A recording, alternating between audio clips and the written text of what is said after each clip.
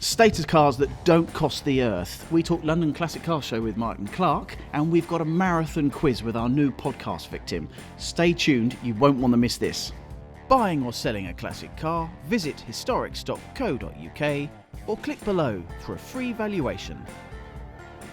So before we start, please do like and subscribe to our YouTube channel for past, present and future videos, and also please do follow our socials, Instagram and what have you. I'm sure you guys have got yours too. But let's get straight into our first topic. We're going to look at the best status cars for not a lot of money, well at least not a lot of money to buy, because it hasn't escaped my attention that over the last decade you can buy some cars for 25% of their original purchase price.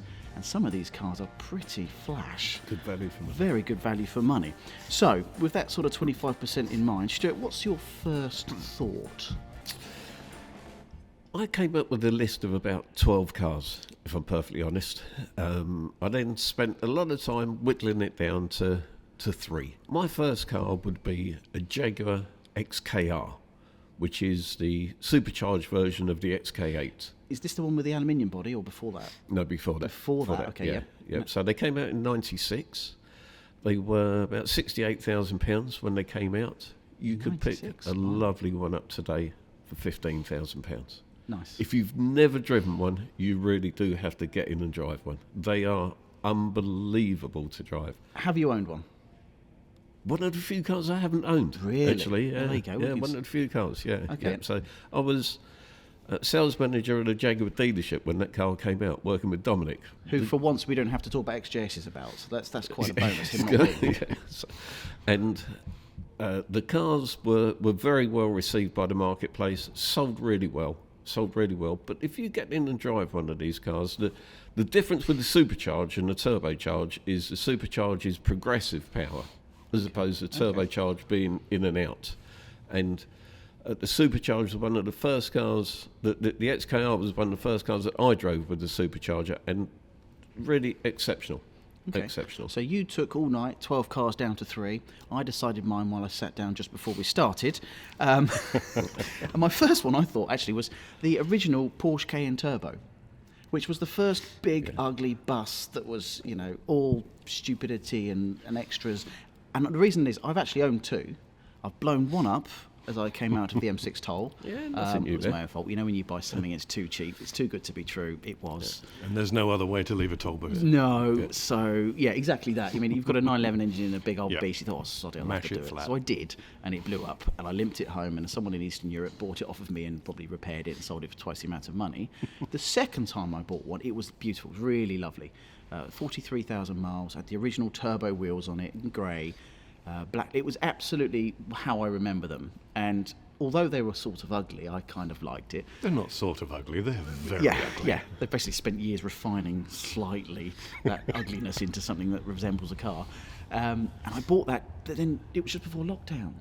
So I got absolutely petrified having bought something that was a lumpy, great big petrol car just before the world was about to stop, sold it for a profit, and sort of regret it because I think they've probably got some way to go in value. But just so we get a quick look of how much they were, so I put these down. So the original basic turbo was 70. That's before we put any options. We know Porsche is all about options, so you're going to quickly get to 80, 85. And the Turbo S, which is probably a little bit later, so might creep out of the price bracket, that was up over 90 start price. 5.5 seconds 0 to 60 in a bus. And when you drive one, it is a bus. It doesn't go around corners like modern stuff does. That's certainly wise. And I think, what is it now? You can probably pick one up with most of them higher mileage. But again, £15,000. And what I do know, which I don't know about Joe, is the options that most people spec with these cars, you'd have all sorts. Heated seats, electric tow bars, folding blinds, everything. I still think I'd love one today, but I'm not sure if I could fuel it and repair it and keep it going. But And look at it. yeah, well, yeah. It's One of not those gonna cars make you you want to be smile. inside, isn't it? Yes. So, Martin, what's your first choice? Well, I've also gone Porsche. Oh, yeah. 997.2. Yes. Got to avoid those engine gremlins. Mm-hmm. 997.2 fixes everything. 3.8 litre flat six. Original price, new 70k again, but you do need to spec them. They do come pretty basic. So again, you're back at 85. Yep. Except my choice is now worth 35. Oh, so yours is creeping up. So yours is the one that's starting to appreciate. It just didn't drop quite like the stone that is the Cayenne Turbo. No, it tends to be the small sports cars. I've always got that potential to bounce. And the people that watch this podcast and bored of me talking about it, I've diced with buying 996s, 997s for a while because of how cheap they got. I think 996 is a good time to buy. Yeah, 996 Those are great things have cars. bottomed out. you They can have They're to great have. cars. I keep getting offered them at £15,000. And you're not shy of an ugly car. It's the same light what I was gonna say arrangement. there. Beauty's in the eye of the beholder, I'm told. So 997. What was what sort of? So it was not 70, 80,000 pounds new, 30,000 pounds, and I still think there's 10,000 pounds in that over the next 5-6 years. I think you're probably right. I think to get a decent one, you've got to spend 35. So I did go a little bit north of the budget. Yeah, mileage, because it's a modern car, and with a lot of these cars you look at, modern cars become very mileage dependent for value, which is a shame, because actually it should be all about who's serviced it and looks after Yep. it. And You if you're find not putting miles on it, you're not enjoying it. Yeah, And that's the point. out of the first three, actually, probably the most sensible choice, probably the cheapest choice to run, so I've lost that round. Second one's around. What was your second choice, Stuart? Fabulous car. This is a Bentley Arnage. Oh, So I did like that, yes. They are exceptional. Again, I was sales manager of the Rolls-Royce and Bentley dealership when the car was launched. Do you want to pick those names off the floor? So- It's like Dom and his celebrity friends, isn't it? Go Well, on. yeah, Anywhere else you've worked, carry on. And they were £145,000 when they came out new. That was the green label, the BMW engine, 4.4 litre. Yeah. The green label against the red label, which is the 6.75 litre Rolls-Royce engine. The green label has a bad reputation, but actually they are great, great cars. So presumably that BMW engine is probably the more reliable. It is. Yeah, So it is, yeah. it gets the bad reputation because it's just a lower powered BMW engine. It's not seen as being So- the purest car. It's perception over practicality. Exactly. A green label is a great car. You buy a beautiful green label today for £15,000. Yeah. You will feel like a millionaire driving that car. There is no question of it. Yeah, So yeah, and they're- actually, and it'd be a nice car to be driven around in still as well. they're exceptional. Yeah. They are exceptional. So, and there's very, very many good specialists out there that can keep the car on the road for you at a sensible cost. Sensible costs is the main part of this. I think Yeah. that's where most of these cars are going to fall down. Buying Yeah. them's one thing, keeping them Yeah. on the road might be another. Yeah, I've Keep it definitely on got a the road. loser there. So, yeah, And here we so- go. So I think I've got the absolute loser of all of these, but still the one car I've always regretted never having a crack at is the Maserati Quattroporte, the 5th generation one, the really achingly pretty car that now you can probably pick up the worst ones for £5,000-6,000. 15 will probably buy you a good one. The problem I think they have is there's no real parts, no real after-service care. You are theoretically driving a Ferrari that isn't quite a Ferrari, but you know the engine choices were 4.2 or 4.7 Ferrari engines. They sound amazing. They're beautifully designed. I can't see what's not to love, apart from the reliability, maybe. That's the problem. Yeah, you're driving a time bomb and you've got no idea when it's going to go off. But you'd look good doing it. Good luck leaving the M6 toll in there. No, I'd probably tippy-toe everywhere I go. But the one thing about the Quattroporte, I feel like I'd have to dress up to get into it every day. I'd have to look like an Italian gentleman and have an espresso first. Put on my loafers with my, I couldn't wear a pair of jeans. That'd be like a Philistine. You have to put your nice soft, light-coloured trouser and a nice shirt and waft to work. No? It sounds frightening. It does. It does. So I think that might be the biggest money pit. But generally, status cars goes. How... That they are fabulous looking cars, and if they work well, great cars. I'm not sure that, from a practical point of view, you can get many people that would keep the car on the road for you at a sensible price. I think that was when I was researching into it, that was my biggest concern, was I just didn't find any real specialist aftermarket. There might That's be the one or problem. two, but you've got to go There's to not them and many. find them, and then they've got a part. The parts appear to be a problem. So the buying of the car is actually relatively simplistic and inexpensive for what you've generally got, but it did spook me a little bit. But still, I still think to this day, if I could find someone that could keep on, maybe the trick here, if they're that cheap, buy two. Yeah. When something fails on one, take it off of the other. Yes? Yeah, that's a good option. I've got this licked. See, there you go. yeah. I'm going That's to a good replace option. this faulty wiring loom with another faulty wiring loom. Right. Okay, so number 2 from you, Martin. Number 2. Well, I've got a theme generating here. Yes. I've gone Audi R8 V8.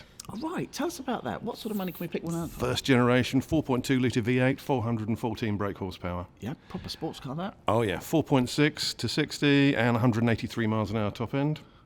87 new, Yep. 32 now. And that still, to me, looks like a very modern car. I think I've won. That might be pinching it above the Porsche, because just sheerly, I mean, we always talked about the old Audi TT, the first generation Audi TT, and how it was like a car from space by comparison. I mean, literally, because they forgot to put that wind deflector on it. But it still today looks brand new because it's something different from every other design at the time. But the R8, very similarly, doesn't look like an aged car. No. You know that, and it's Audi reliability. Realistically, Absolutely. they are, I'm told, slightly expensive to run, given that they're an Audi. But then I think if you think of it as a Porsche rather than an Audi in that sphere, it doesn't become silly. And at £30,000 to £35,000, Practical supercar. right? Okay. Great cars. Lovely looking cars. Yeah, underappreciated, I think. Four or lovely five looking. quadruple Also, you autos, can go anywhere and people aren't going to judge you. If you turn up in a Lamborghini, Yeah, yeah. there is that thought in people's heads. Yes, actually, that's another topic, because I often said that about the old Volkswagen Touareg. You could go somewhere and people won't throw paint over you. Especially if you've got the V10. Yeah. So that's a really smart choice. You're going a bit sensible here. I feel like you're going for the win. Oh, don't worry, I'd go dumb next. So Stuart, your third and final choice. What did Okay, you go third for? and final choice. I had a lot of difficulty in breaking this down because I did have so many cars that were on the edge. But the one that I've gone for is the Aston Martin DB9. V12. I think they are just such beautiful looking cars. Yep. When they came out, they were £103,000 new. Yep. Today, you'd pick a lovely one up for £25,000, £30,000. Yep. There's plenty of specialists out there that will keep the car on the road for you, sensible cost. And again, you will feel like a millionaire driving the car. Actually, one of our owners, he's had a couple now, and I've always said the best thing to do with an Aston Martin DB9 is 3 buttons you should press before you get going in. One's to lower the windows, one's to make sure you put it in sport mode. I can't remember what the other one is, to maybe turn the traction control off, but maybe don't do that. But they just sound fabulous. The only downside I found was because that V12 is so torquey, you don't often hear it enough. But it is fabulous. They're great cars. Engine alone is worth £25,000, let alone the rest of it. Okay, so my next one's got to have had the biggest fall in value and quite possibly the most bonkers of choices, but it's the Maybach. And the reason being is they have dropped like a stone in value. And I mean, I did say the Maybach 67, the big, longer wheelbase versions, though they have held their money a little bit better because, you know, basically chauffeur companies can still use them. But a Maybach for circa £30,000, brand new. You couldn't get one for under £300,000. They were upwards of £327,000. You could pay a lot more than that for them. you You could could pay easily. $420 for Yeah. them. That's extraordinary. So extraordinary amounts of money, extraordinary luxury in the back. They're Mercedes built, so they're quite well built. I think you'd need a very good auto electrician to keep up with it, because it's probably the amount of switches and microchips that probably catch that. There's out a lot to as go well. wrong. And I can't imagine they're much fun to drive. I've driven one short distances, and it is more about being driven, but probably the ultimate car, status car that you can buy for, you know, sub £30,000 if you're lucky. I did bring one back from Colchester, and it drives like an S-Class, Yeah. actually. It does drive like an S-Class. It's not a car that you get in and you know, just ramp around everywhere. They are nice cars. From when I drove one, it didn't allow me. You know, it's almost deliberately delayed kickbacks because obviously you're supposed to be chauffeuring someone. So it's like, no, don't be such a philistine. But then I did look at that and thought, well, you know, it's in a similar vein, you could think of a top spec S-Class, which again, even cheaper, you can probably pick them up for £5,000 and £6,000. Yeah. And then the real one, which I nearly snipped it at the end, was, do you remember the Volkswagen Phaeton? Yes. Famously over-engineered. Yeah. No one wanted it. And famously a Volkswagen. Yeah, and it did have you can get the W12 engine in it as well, couldn't you? Right, final one, Martin. Let's not go sensible this time. Surely there's something bonkers in here. This was really hard. Narrowing it down to just 3, I couldn't split my third and fourth choices, so I've gone with the Bentley, not the Bentley, the Ferrari 456. Ferrari 456. Yes. I'm aware that the budget was 30k. 456, 5.5 litre V12, 450 brake horsepower, 5.1 seconds to 60, 186 miles an hour, £35,000.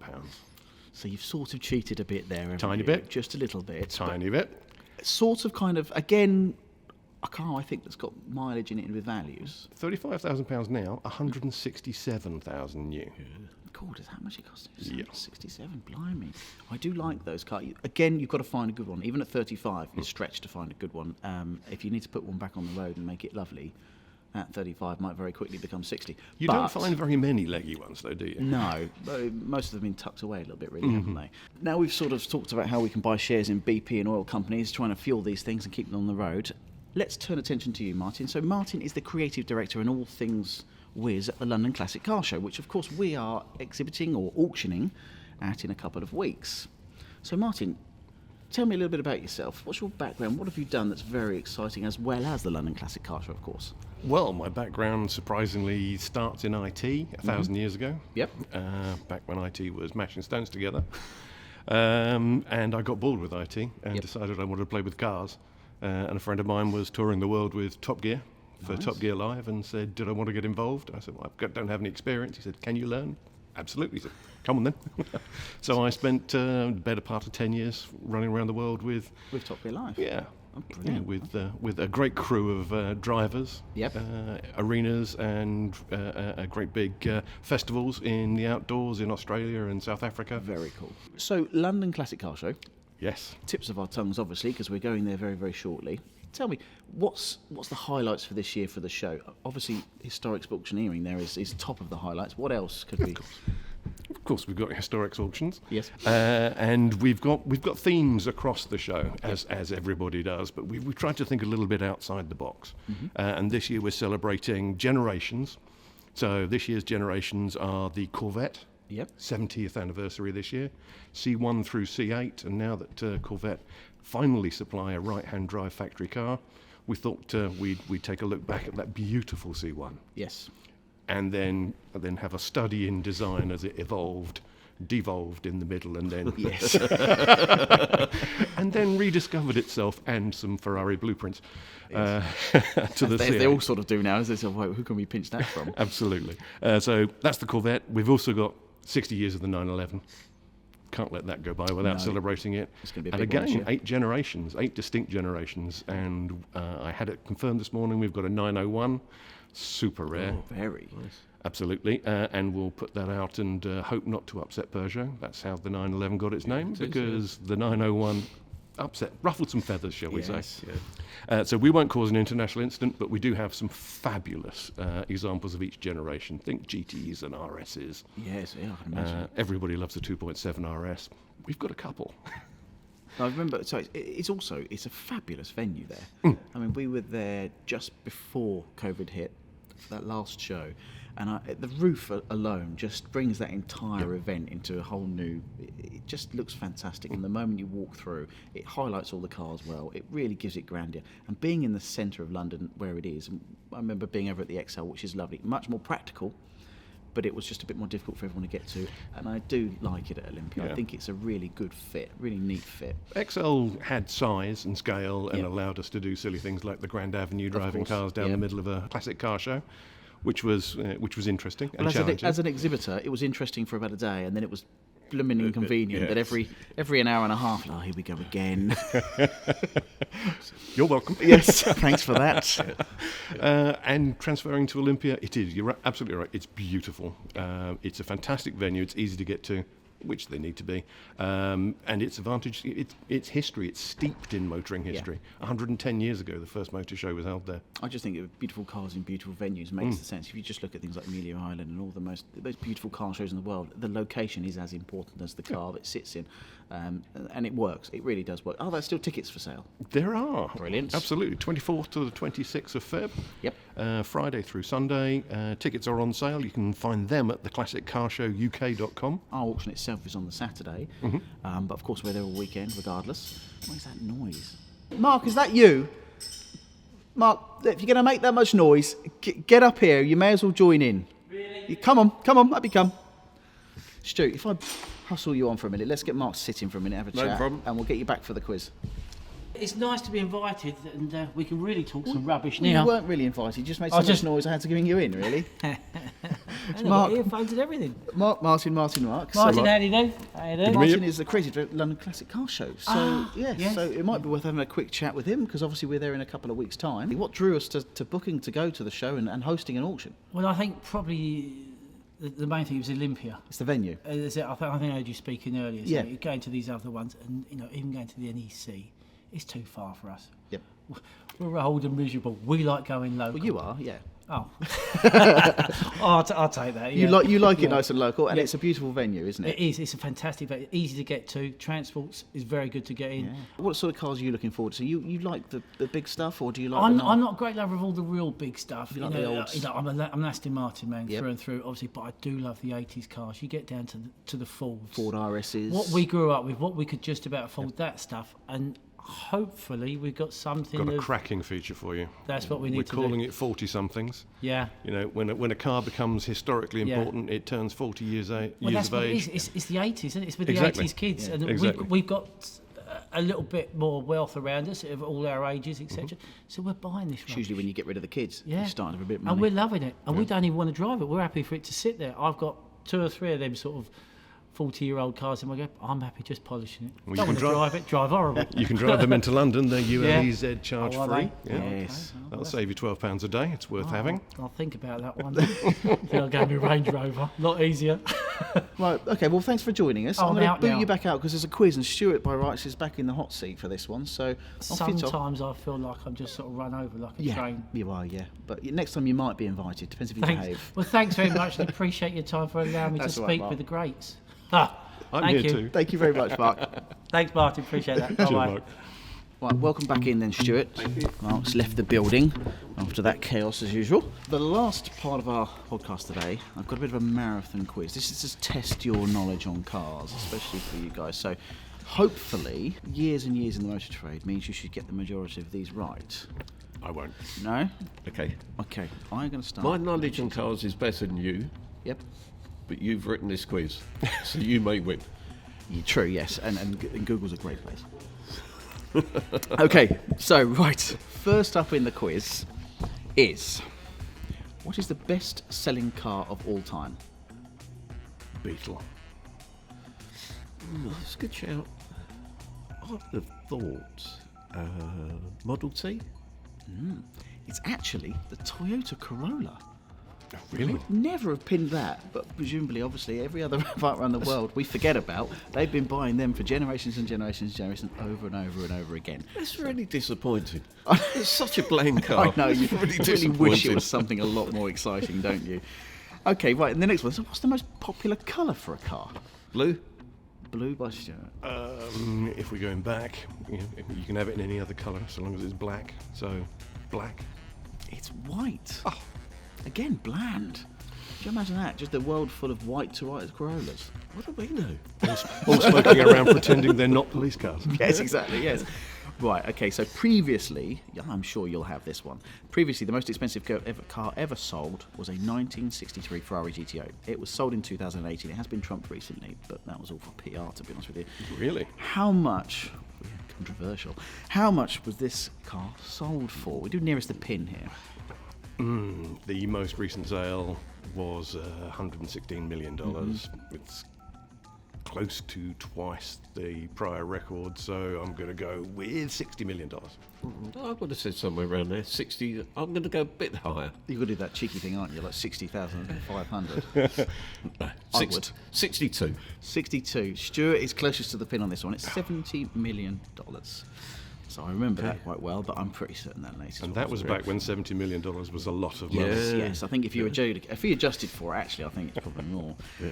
Right, so Stuart, 1-0 now. What year was the first electric traffic light invented? Pre-war. 38. 1938. 1938. Well, as you did it to me, 1939.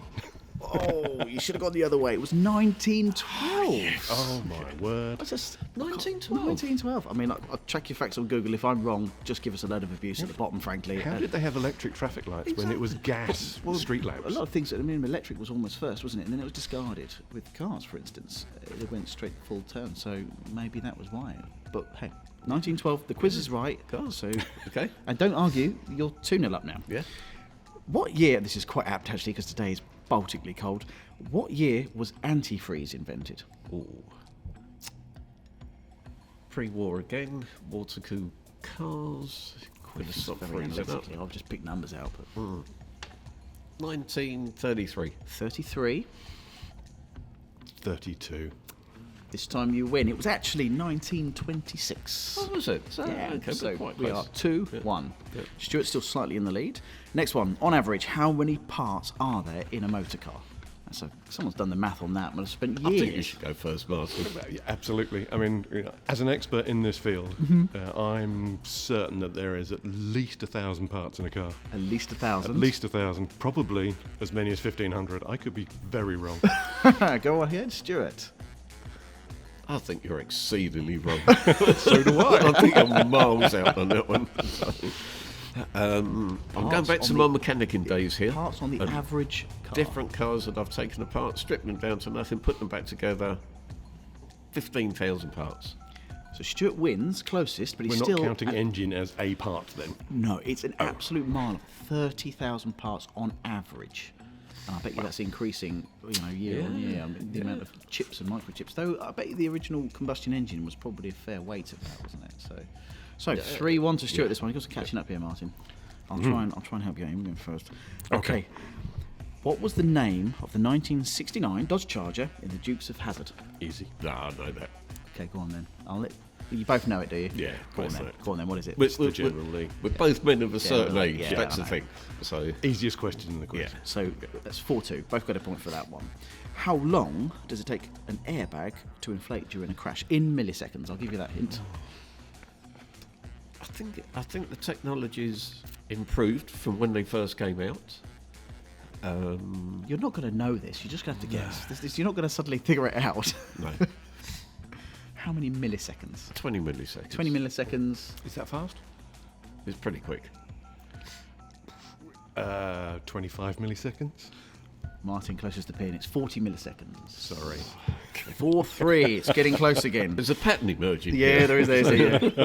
He'll ask me first. What year was the first cassette tape designed specifically for car dashboards introduced? This would have been in America. Almost certainly would have been in America.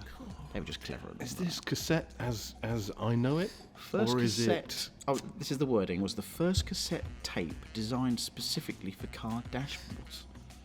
Who was the singer? And then we'll have a clue. Yes, good on music. I think again, nearest the pin, guesswork. I think 1960. 1960. Yeah, I would have said about 68, to be honest. I think you're possibly closer. You're spot on with Am I? 68. Absolutely spot on. Uncanny. Oh. So that's what's that? 5-3. So taking a little bit of a lead there. Last but one. How much money was the largest speeding fine ever produced? God, I don't know what my most expensive one was, but Oh, go on, tell us. £400. Ooh. £400. How many points? Ooh. 9. Ouch. A long time ago, when you were very, very irresponsible, I assume. I've had a clean licence now for about 20 years, so which is Touch wood. which I'm proud of. Touch wood. Yeah. Yeah. So So we were how much?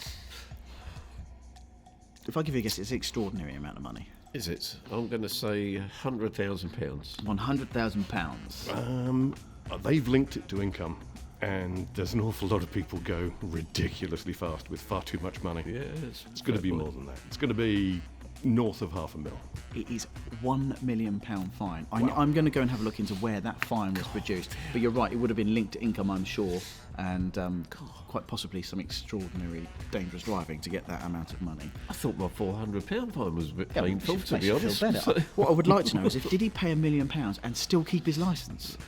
deserves to. I mean, yeah. I'd like to know if he asked for time to pay. Can I do it on a payment plan? It's still being paid Also, off how now. sexist. It could have been a shoe. Of course, of Exactly. course. Who won that one? You were closest. So we are. Oh, you can tie it then, I think, with the last 5-4. question of the day. Unless this question's for 5 points. We could do it, couldn't we? Yeah. The next question is for 5 points. What percentage of global automobile sales come from China? So, cars purchased throughout the world in China. Yes. Yeah. So what percentage of global automobile? So 100% of the world. How much of that is to China? Shall I go first so that you've got a good chance at that? Thank you, Martin. That 5 points. Yeah. I'm going to go with 31%. 31% with Martin. Stuart, who is our new victim on the podcast, will he ever be invited back? I'm thinking lower than that. You're thinking Actually, lower? I'm going to go for 30%. 30%, 31%. You guys have seen this somewhere. It was bang on 30%. Was it? Yes. Was it? I know that I can understand the amount of people in China, so that makes a lot of sense. But still, I didn't think a lot of people in China had the wherewithal to have that many cars. 30's a lot. Had I have guessed first, I would have guessed about 15%. Well, look, why don't you guess first?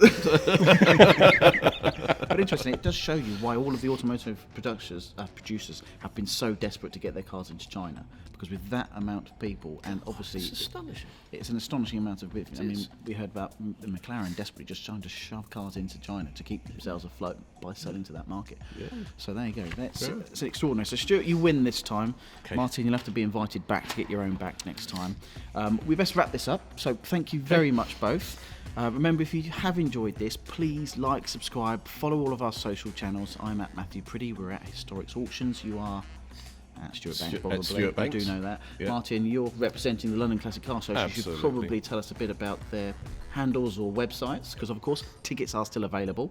Definitely. Come and see the website, theclassiccarshowuk.com. You'll see all of the features that we've got and elements of it, and some great examples of cars that we'll have there. Yes.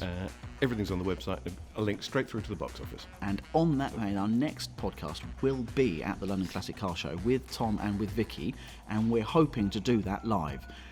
Now, if you've ever watched these from behind the scenes like these guys do, that could go very, very wrong. So make sure you stay tuned.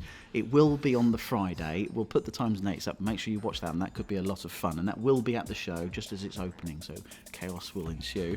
It'll be warmer than here. I was going to say, hopefully it will be a bit warmer. I should hope so. My water's turned to ice. Right, so that's Sure, all. that's water. Thank you very much, Stuart. If you've done well Thank and we you. get some good views, you'll be invited back. Martin, thank you very much, and lovely to see you. We'll see you in Thank a you. couple of weeks' time. That's thank you from us. Please keep viewing, and we'll see you at the London Classic Car Show.